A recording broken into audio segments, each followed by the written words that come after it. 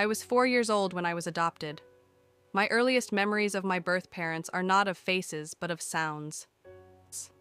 My new life began in the home of a white, wealthy couple who smiled as if I were a gift from heaven.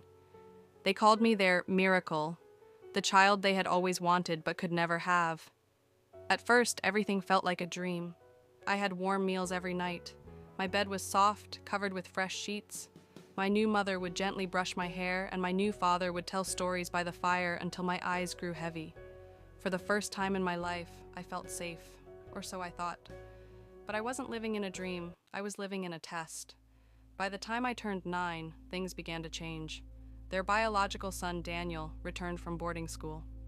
He was older, confident, and blonde like them.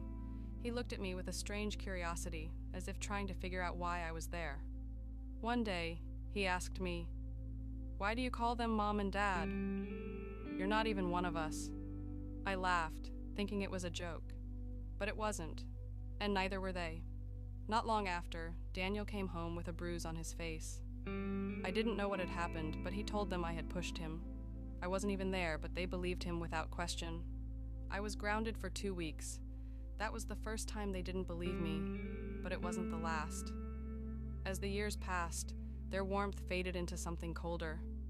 My mother once whispered to me, "Don't speak too loud when the neighbors are here." My father began locking his office whenever I walked past. I felt like a guest in my own home. One night, I overheard them in the kitchen. My mother's voice was sharp. "She's not like us." My father replied, "We did our part, but she's starting to look too much like her people." I froze. Their words hit me harder than anything they had ever said to my face.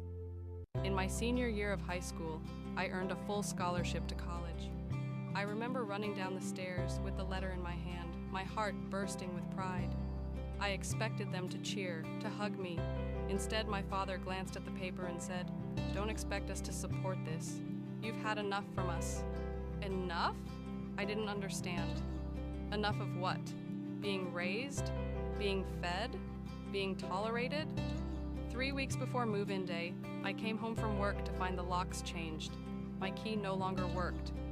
On the porch sat a black trash bag filled with my clothes, my journals, and my scholarship letter, torn in half. There was no note, no goodbye, just silence. That night I slept in a friend's basement with my suitcase under my arm and my pride shattered. I called and texted them, but they never answered. To them, I had ceased to exist. But they didn't break me. They revealed me. They showed me that love given with conditions is not love at all. Today, I'm 27 years old. I graduated from college. I tell stories now, stories like this, not because I want sympathy, but because somewhere there's a little girl like me. She's sitting in a room full of people who claim to love her, but treat her like she's invisible. If you're that girl, hear me. You are not broken. You are not too loud.